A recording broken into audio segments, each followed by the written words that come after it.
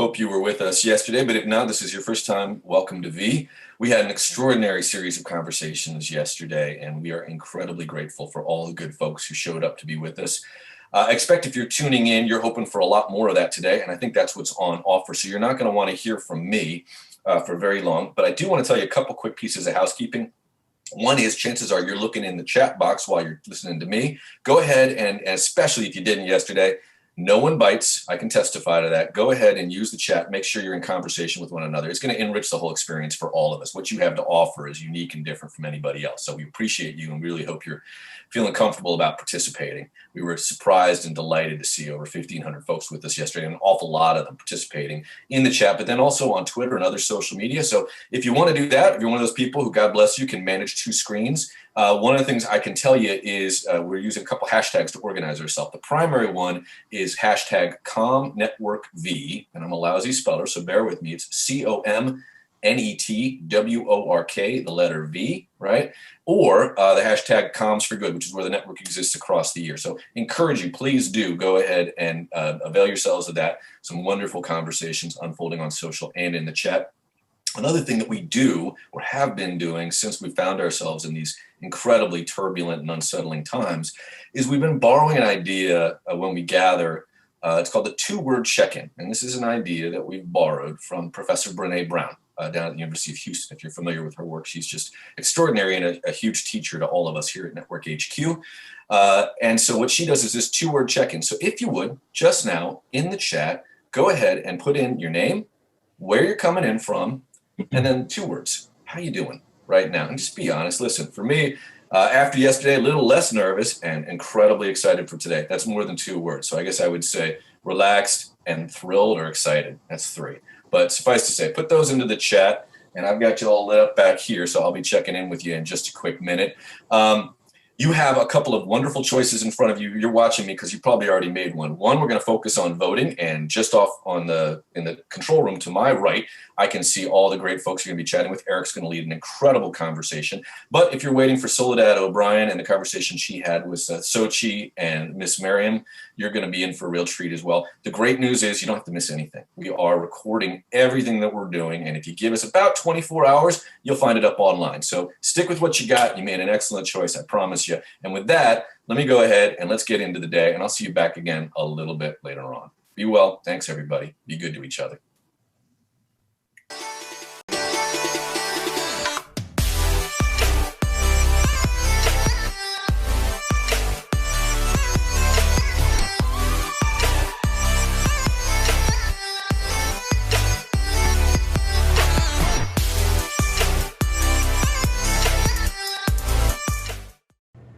Hey everybody, I'm Soledad O'Brien and welcome to our conversation today. Back in 2019, Atlanta's mayor, Keisha Lance Bottoms, announced that the city was going to close the Atlanta City Detention Center and launch in its place a community-led task force to reimagine the space. That center, by the way, was built in 1996 as kind of an extra jail for the Summer Olympics. There are two women among many who made this happen, turned what was a very bold idea and maybe in some people's minds an impossible idea into a reality. They are Marilyn Wynn and Sochi Bervera.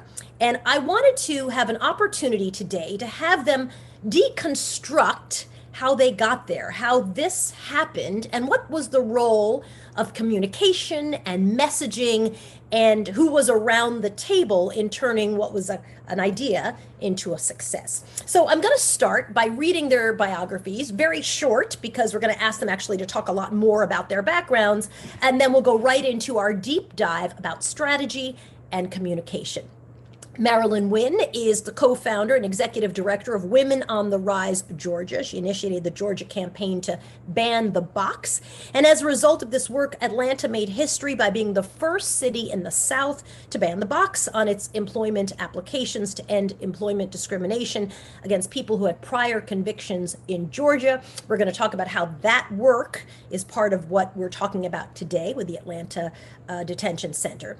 Sochi Bervera is the director director of the Racial Justice Action Center, a vibrant multiracial organizing and training institute building the grassroots leadership and powering of low-income communities of color to win political and social transformation in Georgia. She has 15 years plus of experience in grassroots organizing, media, policy, advocacy, and training and technical experience, focused primarily on ending criminalization in Black, Latino, and LGBTQ communities. So that's a blurb on two women who have lived a lifetime and done far more than I'm able to describe in a quick paragraph. So welcome, Sochi. Welcome, Marilyn. And let's get to our conversation.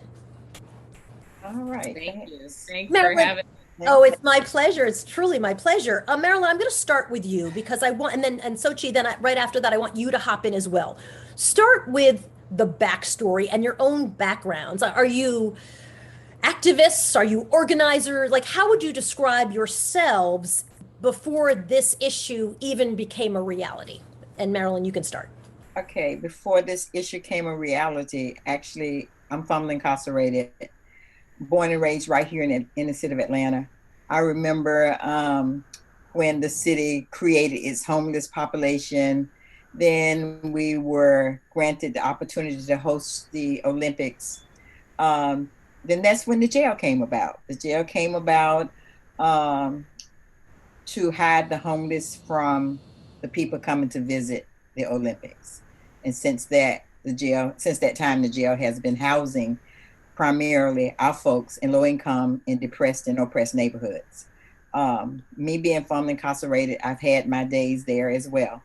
But I've always wanted to close it because I always felt, and not just felt, but know from experience that once you're arrested, you have a life, it's just like a life sentence of no, you can't do this, no, you can't do that.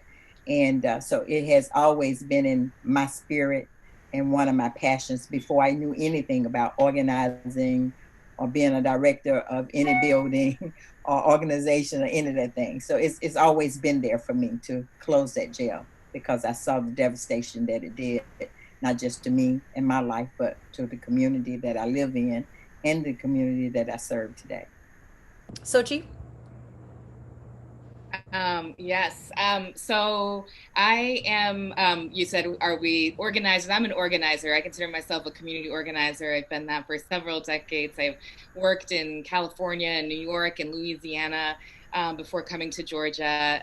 Started out in Mexico City and so I have done a lot of work across the country. And when I came to Georgia and met incredible people like Ms. Marilyn, was really when the idea was born for the Racial Justice Action Center. And the idea really was just to incubate and support leadership of communities to organize inside their communities and then across communities. Like, can we organize with communities of people where we haven't always historically worked together?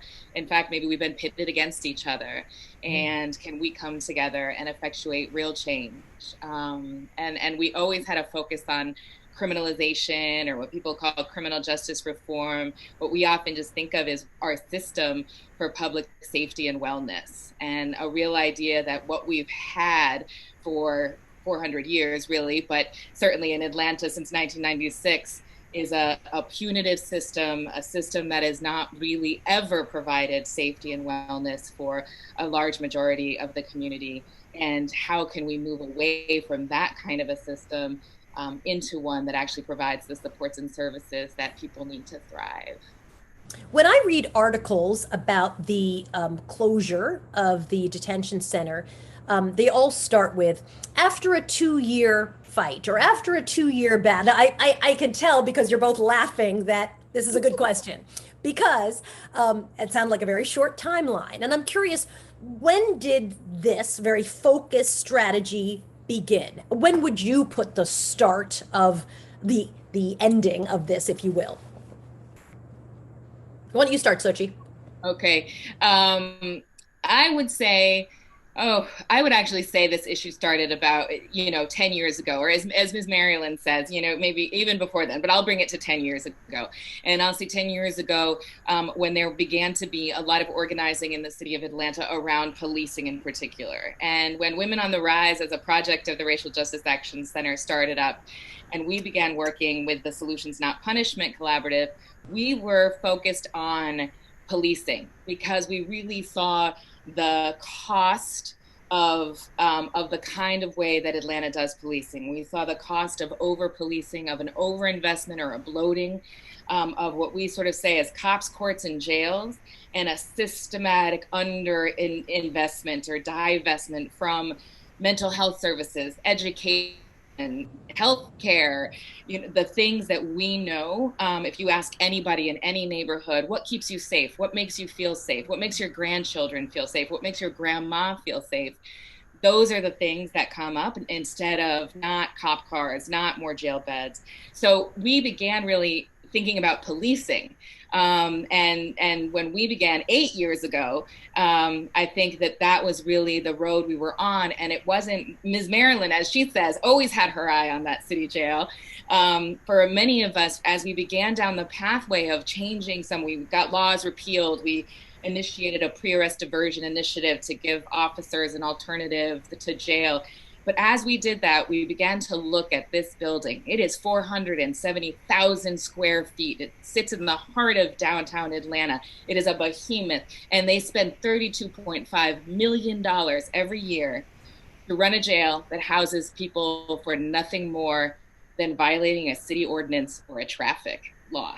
And that, to me, at some point we said, if as community we know that we need to have the city put their money where their mouth is, criminal justice reform is great as an idea, but at some point it is about the resources.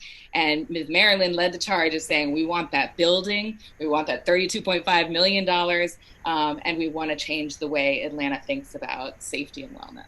So Marilyn, and I feel like I just should start calling you Ms. Marilyn because clearly that's what you're called, Ms. Marilyn. So then when you hear the focus, that you put your laser-like focus on that, what does that mean exactly? Like, how would you say that went from being a one day, this detention center needs to go, to this is now front and center on my plate to strategize around literally bringing it down? As Sochu just said, it took a lot of what we were calling back then low-hanging fruit, where we saw opportunities to change legislation, repeal city ordinances, and actually we were calling it starving the beast. But when I'm gonna back up a little bit, when we first started talking about it, it wasn't a thing to talk about during that time. It was a thing that didn't sound like something that would happen or could happen for someone to talk about closing a jail. That sounded like something from another planet, basically. But we took advantage of the low-hanging fruit that, along with Solutions Not Punishment, working, first of all, we did ban the box, and that was asking employers to remove that box off applications that before a person, can get an interview. And that everything we did was basically diverting people from the jail. And as we moved along the cycle, everything we did. So we starved the beast, and it was time at this time to launch that campaign. And not just us. I just want to add that even Project South we was working along with Project South, GLAR, and the mayor, and when I said the person in the White House. When the person in the White House decided that he wanted to separate families, our mayor stepped in and ended the ICE contracts with the city of Atlanta, which was a huge win for us as well. And then after that, we launched the Close to Jail campaign. And like Socha said, 92% of that jail population was people of color. 92%. And so I want to reiterate what I think you're saying, which is there are a lot of other people involved. I know these things don't happen because Yes. two committed women decided to Yeah, make it yeah, happen, of that course. you are often speaking about this, but it would be a mistake to not recognize all the other people who had a Yes. hand in big ways and small in bringing Yes. about this change. Yes. So the launching of the campaign, you guys have a hashtag, the hashtag Close the Jail ATL. And I'm Yes. always curious, do these things, as we shift into the communication part of this conversation, do they have to start with a hashtag? I mean, clearly they're starting with an idea and a concept and a strategy, but the hashtag to me was not unimportant, was it, Soshi? I would say the hashtag becomes very important and the messaging becomes really important. But I would say, I think, especially in kind of the organizing moment that we're in, that it's very important that people kind of see all of that organizing that happened beforehand and all of those people who'd come together to talk about the issue and all the folks who've been locked up in that jail for 2 weeks, 2 months, up to 6 months. You could be in that jail for spitting on the sidewalk or for jaywalking or for having an open container. And so we needed to be grounded in the actual people and in the deep philosophy. I mean, the other part of our hashtag is communities over cages. And I would say that's actually what we're saying. We're saying communities over cages. We're saying healthcare, not handcuffs. We're saying services, not sentences.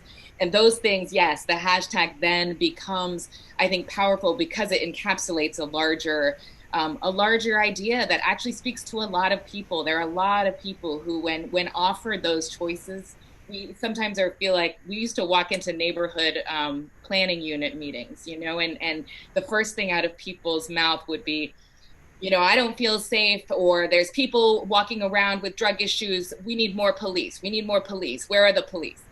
And it would take us about 10 minutes to say, have the police in the jail historically actually helped this problem at all? How many years have we been doing that very same thing? What if we did something else? What if we diverted people out of jail and brought them health services or mental health services to where they were? What if we actually looked at housing as a critical issue for people? Would that, and within 10 minutes, the mood would shift and they would say, you're right, close the jail, close the jail, close the jail. And that is the power, I think, of a message that holds inside of it. We are searching for shared safety and wellness. That brings us together. And the old solutions that have been offered, I think there's actually a lot of understanding of the costs of them and how they're broken. And so our communities over cages and Close the Jail ATL as messaging really just give life to, vibrancy to an alternative that I think can call to people. Interesting. And I think what you're also saying, and Marilyn, I'd like you to hop in on this part. You also have to listen to people, right? Because there are problems, and just telling people what you're going to do without listening to what their actual issues are, to me, seems like it would be a big challenge. So Marilyn, talk to me, because you kind of referred to it, and you said, that it seemed too big. That I'm sure people thought, like, well, there's a lot you can do, but closing the jail is just too much. So what kinds of conversations did you start having in the community, and who had to be in those conversations? How did you think about that? Okay, the conversations we start having in the community, just like Social said, we talked about alternatives. Okay, for instance, I'm formerly incarcerated. So yeah, I break in your car, I can go to jail, but I'm not gonna die in jail. I'm gonna come back and do the same thing. No one gets to the root of the problem of why people are doing what they do. So that's why we says solutions and not punishment, healthcare, not handcuffs. We need people to understand that you cannot jail away a problem. You got to solve the problem of the person, then you can solve the problem of what of their actions. So who we brought to the rooms to have these conversations were people that have been impacted by the system, why they did what they did. And now that they got the services that they needed, they no longer do those things. So that's how, we talked about who's in the jail and why they're there. And people actually didn't know that people were sitting in jail for 6 months to a year for traffic violations or spitting on the sidewalk, jaywalking, and all of those things. And they're not crimes, they're city ordinances that was violated. People just didn't know that. They thought jail was where people go regardless. But when they realized that they could actually unnoticeably walk across the street and the light is red, that they could go to jail. Or they can spit on the sidewalk and they could go to jail. So we had to do a lot of educating of communities, and we did it through town hall meetings, and we did it through NPU meetings, their monthly meetings. So we had to be able to answer questions for people. Well, where would this person go? If this person did this, it did that. And though people go, they get services. Once they get services, then the problems are resolved. It sounds like you're saying God is in the details when people in the community who care about their community want to understand, before I pick X, I need to understand this issue over here. So so she said something interesting earlier, and you talked about communities that are frequently pitted against each other. So how did you think about the voices that you were going to center in this conversation? Because I think that's a flaw that a lot of even organizers who've been at it for a minute often, don't run around or can't figure out how to get everybody who's a stakeholder involved. And then you start seeing a kind of an infighting and a collapsing from the middle. That's right. That's right. Yeah, I think from the beginning, one of the things that was so we were very excited about with this campaign when we did officially launch it, when we took on and looked at it. I always tell the story because I do remember when Ms. Marilyn was like, now's the time. It's time. We've been talking about it for years. We've been doing this work. Now's the time. And I was like seized with panic because I do know what a big deal it is. And I know what it is to, there's one thing to change some laws. It's another thing to look at a whole institution where there's a lot of self-interest in that institution, where you're talking about people's jobs and you're talking about where a city has invested millions for years. And so, but when we looked at it, we thought, look at all the people we can bring together. We had already been working in terms of trans and queer community and formerly incarcerated women, many or most of whom had been cis and straight up. And we had been working across those differences locally to talk about policing and police harassment. And then we had this opportunity to say, we also, here in this jail, we always said there were two sides to the jail, what we call the city side, which is where people sat for those city ordinance violations and traffic violations, as Marilyn said, 92% Black. On the other side of the jail was where they held the ICE detainees. So they had a contract with the federal government and they detained immigrant families. And that was a sort of hidden fact that brought money into the city every year. And that immigrant justice organizers had been raising the issue of, had done a study around conditions there, and said, does the city of Atlanta, that calls itself a welcoming city, want to be complicit in an immigration system that we can look around right now and say is horrifically separating families, is causing great damage in many immigrant communities. And so we got to partner along those many different lines to bring together the organizations and the individuals who'd been detained for different reasons, to talk to one another and to share stories and to see commonalities. This jail, this building had both harmed our communities in different ways. And then the kind of exciting place where we were able to engage lots of stakeholders was in the community engagement process of what this building should become. When we started saying, we don't just want to close it down, we envision a center for wellness and freedom, which the mayor has called a center for equity. And so we always call it Center for Wellness, Equity, and Freedom. We imagine a facility that can actually repair the harm.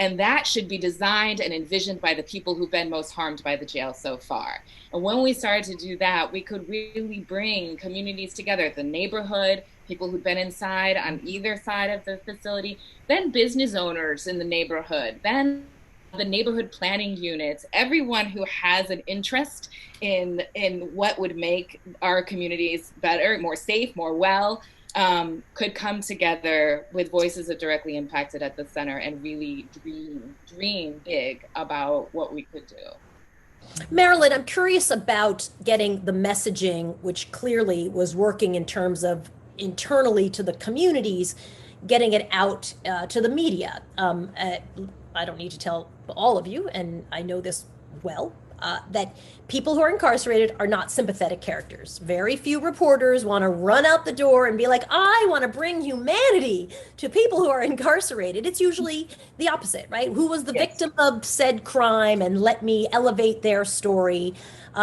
So you have a challenge in front of you in how Yes. to get the narrative to be one that was that you wanted. How big of a problem was this for you guys, and how did you think about solving it, Marilyn?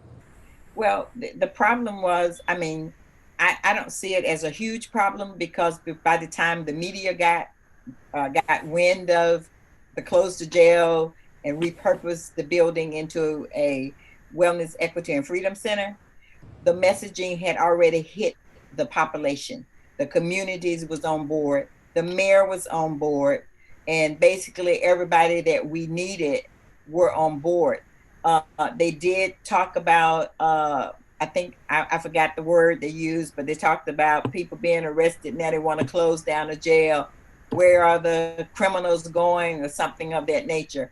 But it didn't harm us, nor did it go anywhere, because the people in the community had already formed I want to say, well, formed a band. They had banded with the hashtag community over cages, close the jail ATL. And I think that community piece that is over the cages is really what resonate with folks.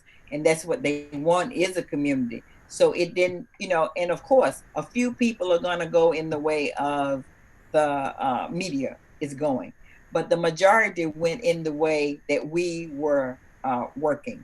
So that so yeah, so that was how we were able to move past the media without all the negative publicity, along with people in their personal stories. Everybody's story is unique, and I'm willing in every community that we were in, which of those communities that the police were arresting folks in, there's somebody, family member, if it's not them, have been impacted by that jail, that are still going to jail, that are still doing the same thing, but they see now an alternative and a way to solve their family member or their problem by having this jail closed and repurposed into that wellness, equity, and freedom center, so people can now get support and not go to jail and be thrown back to the street the way they went in, or thrown back worse than what they went in.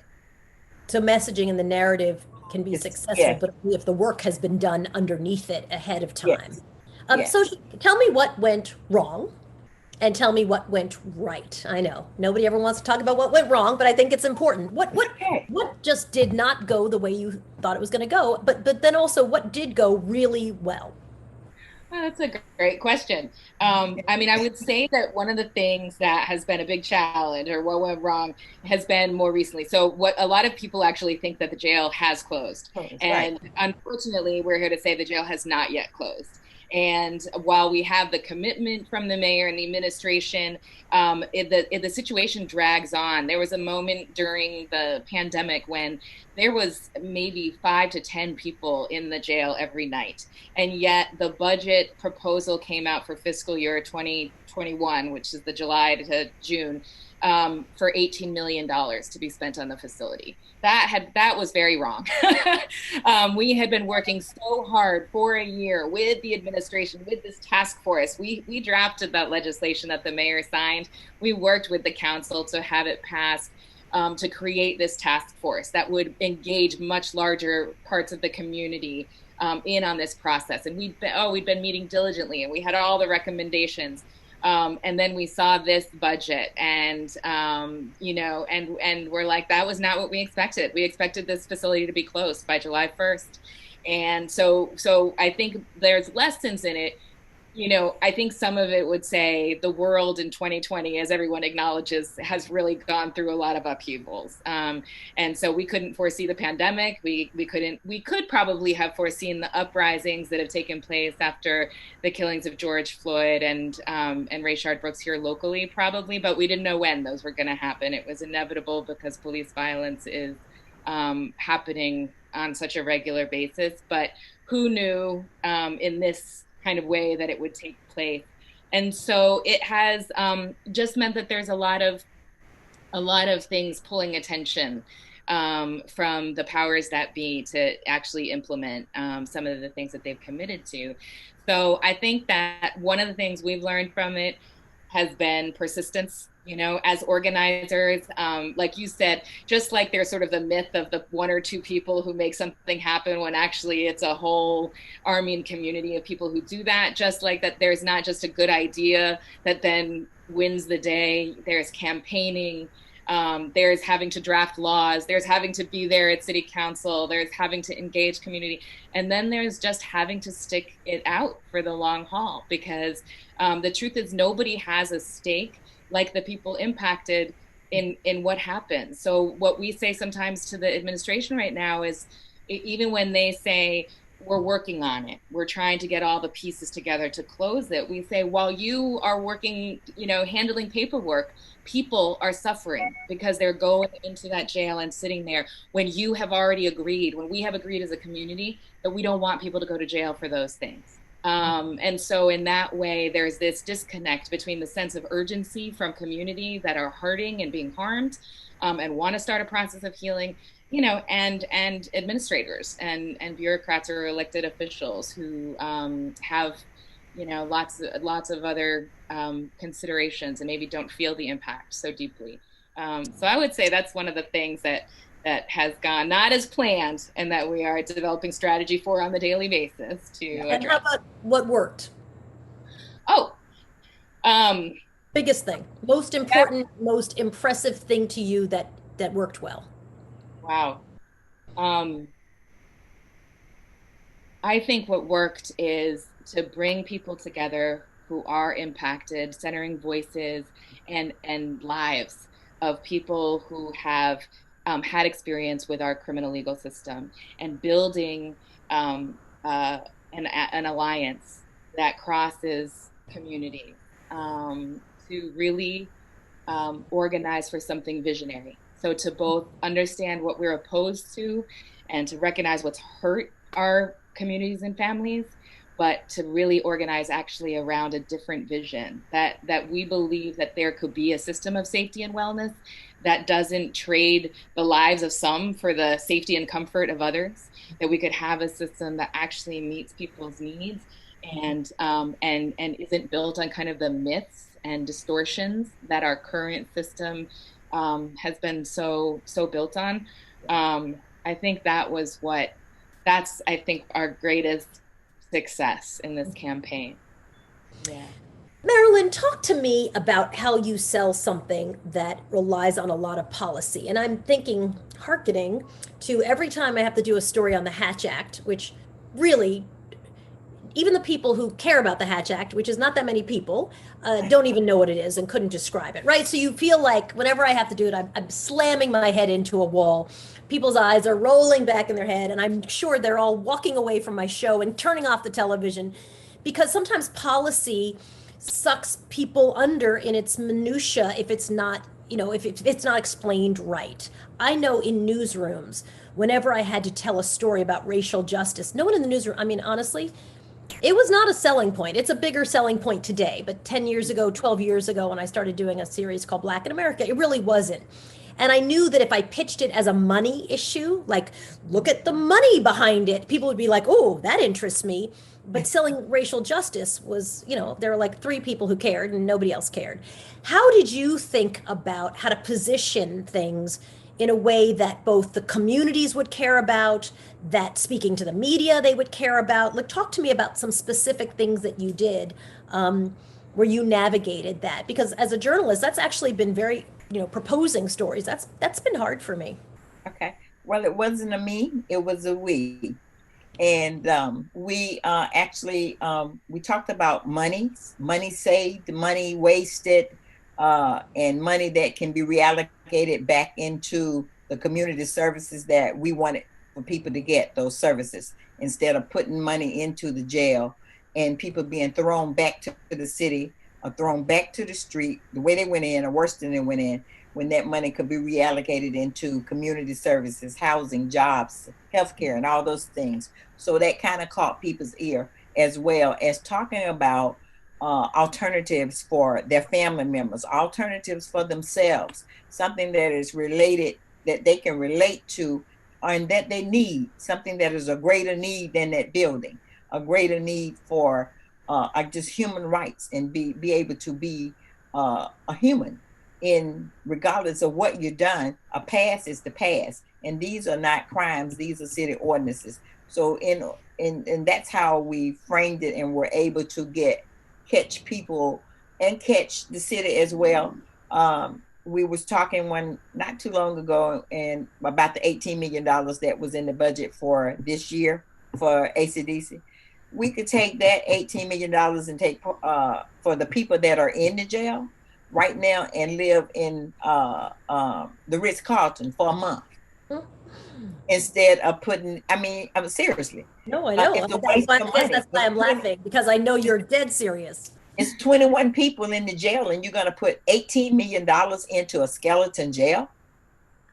So those are the things that we talk about that catches people, the needs of the community. It's interesting. Right. It sounds like money often is that thing, because people can really relate to wasted money that could be spent better, things like that. Soshi, let me talk to you about the role of nonprofits. How did you think about leveraging their support? What did you hit up against? And I certainly have, I think it's changing, but I've worked with some nonprofits where they don't want to step into a hot button issue, right? Like they want to give backpacks to small children before school. Like that's a really comfortable, safe space. Letting people out of a jail starts getting a little challenging. How did you think about it?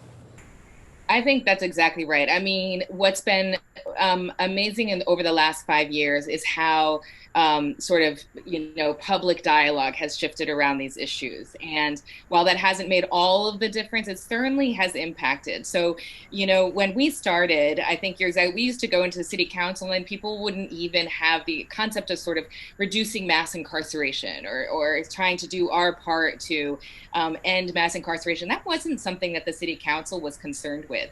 It wasn't something that the nonprofits that we talked to, and you're very right, we ran up against a lot of nonprofits. Not only were we in large part formerly incarcerated people organizing this, there was also trans and queer community who were in leadership in this, and immigrant community that were undocumented and unafraid, and all of those sort of what I think we think of as that kind of most marginalized. There's a lot of nonprofits that didn't want to come near that. There were a lot of organizations that generally believed in, some social change that we needed, but that was just too risky for them. And there are council members who I think actually agreed with a lot of what we were saying, and yet wouldn't come and support for those exact reasons. And I think it's kind of amazing how we've pushed forward. And then I think it's amazing how in the last few months, the world has exploded in this conversation around the truth of where policing comes from in this country and what jails actually represent. And this idea of, even in common conversation, that people are saying abolition, that people are saying we need to think about defunding or decreasing our police departments. And Ms. Marilyn and I joked because we spent a little time, we felt terrible, but we spent a little time wanting to say, told you so, to so many people. And we don't mean that in a big ego way, but there was just a moment where all these things we had been saying to people, do you see that the issues are connected? Yes, we're talking about the jail, but we are also talking about police violence, because the more police contact you have on the street, the more you increase your chance of something like that happening. The train your police as a militarized force, but then send them out to handle social issues like homelessness and mental illness. That is what starts to distort. It actually decreases equity. It makes our communities less safe. And we've been saying that. And so our kind of way we've seen it is, there were a lot of organizations and people who were not really on board. We are getting a lot of calls and a lot of reach outs now from organizations who see this issue and know we've been working on it. And I just want to lift up at the same time, there were some that took the risk and joined our alliance. And I think our alliance is 50 organizations large because there were those willing to take the risk.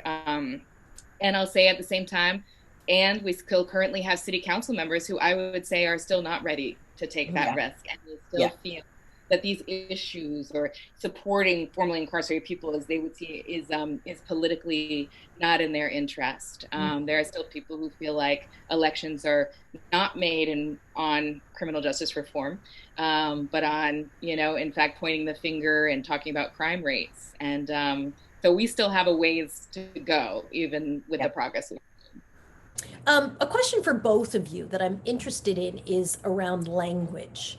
I'm a big believer that language matters, and it's why I often do completely crazed, unhinged threads on Twitter about how some journalist has framed something the wrong way, and the words they're using, I think, are not the right words, which makes me sound like a crazy person, but I think I'm right. Talk to me about how you thought about the language and how that supported your strategies both within community and also in the broader messaging outside of those communities that you needed on board. Marilyn, why don't you start, and then Sochi, I'll have you jump in. Okay, great. So the language, it's like, I want to, I guess, talk about when I first started doing this work. I didn't understand the language of a person that that was not, I guess that I didn't understand the language of a person that were more educated, like college professors or whatever. They talk about criminal justice in another type way, whereas a person that is not educated or formerly incarcerated, some of us did not understand. So by by myself being formerly incarcerated, I was able to reach out to that community and talk and give them an understanding of what some things meant that they didn't know what it meant. And if they didn't know what it meant by them being formerly incarcerated, they was hesitant about being involved or being a part of. And then on the other hand, I learned to understand the language around legislation and all the things, the other part of the language. So it's not just one language, it's 2 or 3 different languages for different communities. So those are, that's where the language, you got to put the language in the right community, to make a long story short. Interesting, right? Lived experience as expertise. You're an expert. You don't have a PhD or 8 of them after your name, but you have more lived experience than other people in this issue, and that has tremendous value. And then also, how do you navigate those words that are going to resonate within community for different communities? Because not everybody is moved by the same thing. That's so fascinating. Sochi, weigh in for me on that. Yeah, that is such a beautiful way of putting it. And I think, I think we also did see with some of what, I don't think you're crazy at all. We see news coverage of our issues and, rankle in for a long time, the use of the word, convict, criminal, all of the pejorative and stereotype words that describe people who've been formerly incarcerated, who've been, and that division, the false division between a formerly incarcerated person and victims of crime, as if our communities actually aren't totally overlapping one and the same, and that many people who go to prison and jail have been survivors of crime themselves. So, we see that all the time, and we worked really hard to stay away from some of that language that even when an article is saying the right things about the subject matter, but you are demeaning the people inside, you are dehumanizing people. And that is what makes it easier. What we used to say as city council is there's 700 people every night sleeping behind bars in these tiny little cells, and almost all of them in isolation cells, which is known to be a form of torture. And people can just keep living their lives and not pay attention to that, particularly if you dehumanize them, if you call them. And, while we did feel the need in this campaign, like Ms. Marilyn was saying earlier, to point out that this extra jail, we were talking about city ordinance violations and traffic violations, because that's so absurd. But we also don't want to dehumanize the people sitting at the Fulton County Jail, because there are people there who have been accused of misdemeanors and felonies. And the question remains, like Ms. Marilyn said, the question remains, is that going to actually increase safety in our communities? So So I feel like we worked really hard to highlight what's particular about this jail without making sure we're not throwing anybody else under the bus. And we see news coverage all the time that kind of misses the boat on the realities of our communities and tries to turn us all into, monolithic, just it just doesn't, news isn't, as you know, isn't always designed to capture the complexity, and this story is complex. So we fought for a long time to get some of the local press in particular to cover the story for what the story is. Thank you for making me feel like I'm not crazy, because I think you're right. I think it's like nuance and complexity, and who's an expert and whose point of view gets elevated. I'm always so frustrated that you end up having often yelling legislators, but not the actual people whose conversations are centered. Final question for you guys before we run out of time. What's next? I was surprised to hear that the jail isn't closed, because I was one of those who thought it's done. It's a done deal. It's been announced. There are headlines in the paper. Marilyn, why don't you start for next steps, and then Sochi, I'll have you wrap up with what you think are the next steps, and then even beyond this detention center. Okay. So the next steps is we are working to diligently get it closed before the end of the year, and start the repurposing, the demolition to repurpose on the with the facility. And moving beyond that, Women on the Rise is an organization that is led by formerly incarcerated women of color that are doing work that has never been replicated nowhere in the U.S. I would like to have time to start trying to replicate Women on the Rise in other states, make it a national organization instead of just the city of Atlanta organization. It's one of the things I would like to do on my list, amongst closing another little jail that is holding women in Union City. Great.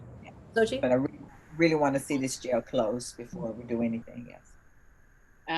Yeah, absolutely. Like Ms. Merrill said, what's next is I would be a bad organizer if I didn't say that, anybody watching this, please call the mayor, call your city council member, even if you live out of city, and say it's time, as we say, justice really demands that we have a date.